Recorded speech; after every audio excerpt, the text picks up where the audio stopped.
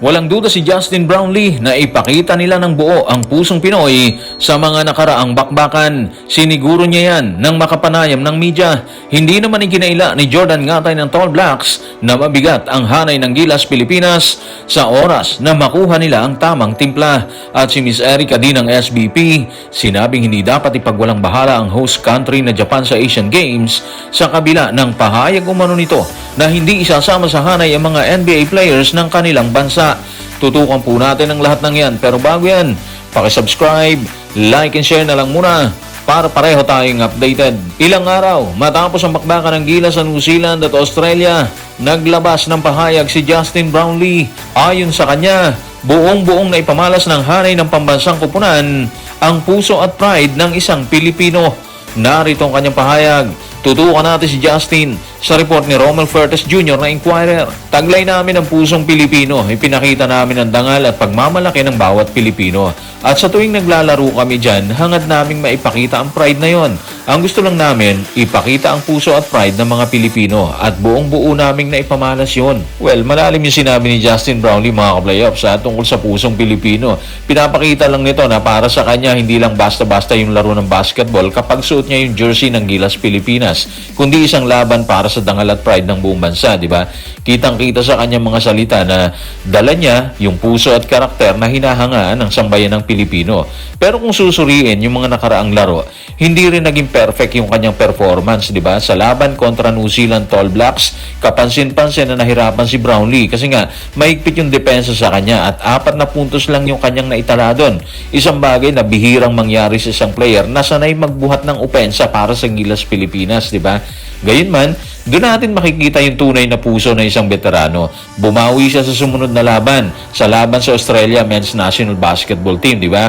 Kung saan muli niyang pinakita yung kanyang kalidad at malaki naging ambag niyang puntos para sa kupunan. Yun nga lang, talo rin tayo doon. Para naman sa marami, yun yung patunay na kahit mapigilan siya sa isang laro, may kakayahan siyang bumangon at mag-adjust. Sa huli, yung mensahe ni Brownlee, simple lang pero malakas, di ba? Ang pusong Pilipino, hindi sumusuko yan. Unfortunately, natatalo talaga tayo. Kahit may palyadong laro si Brownlee noong mga nakaraan, ang mahalaga, yung kakayahang bumawi, lumaban muli, at ipakita sa buong mundo yung tapang at pride ng isang Pilipino or ng Pilipinas mga ka-playoffs. Yun lang yun. Kung pusong Pinoy ay binandera ni Justin Brownlee sa nakaraang interview, binanggit naman ni Jordan Ngatay ng New Zealand Tall Blacks ang mabigat na hanay ng Gilas Pilipinas. Ayon sa kanya, malalaki na umano ang hanay, kaya para sa kanya, identity na lang or tamang timpla na lang ang kulang sa grupo para manalasa. Narito ang kanyang paglalahad.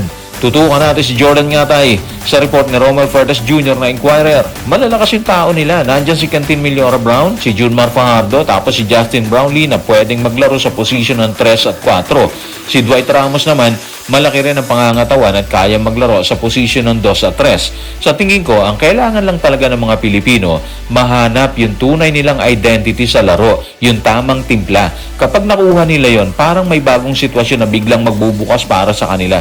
Hindi mo pwedeng maliitin ang Pilipinas eh. Pinakita nila yan sa amin sa dulo ng laro. So parang mas pinatibay pa ng sinabi ni Jordan Ngatay ay isang bagay na matagal nang alam sa international basketball. Hindi kailanman pwedeng maliitan ng Gilas Pilipinas. Kalaban na mismo yung nagsabi, di ba? Malinaw na nakita nila kung gaano kalalim yung potential ng team. Kapag binanggit niya yung combination ng laki at versatility ni Quintin Millora Brown, Junmar Fajardo, Justin Brownlee, and si Dwight Ramos, ibig sabihin, ramdam nila sa loob ng court na may mabigat na puwersa ang lineup ng Gilas Pilipinas. Sa totoo lang, hindi basta-basta papuri yun. Parang babala rin sa ibang team yan eh. Kapag nahanap ng mga Pilipino yung tamang timpla ng laro nila, yung identity na sinasabi ni Ngatay, pwedeng magbago ang takbo ng laban. Kilala yung Gilas sa puso at laban hanggang dulo, di ba? At kapag nagsabay ang puso, diskarte at tamang sistema, kayang makipagsabayan kahit sa malalaki at sa mas physical na team.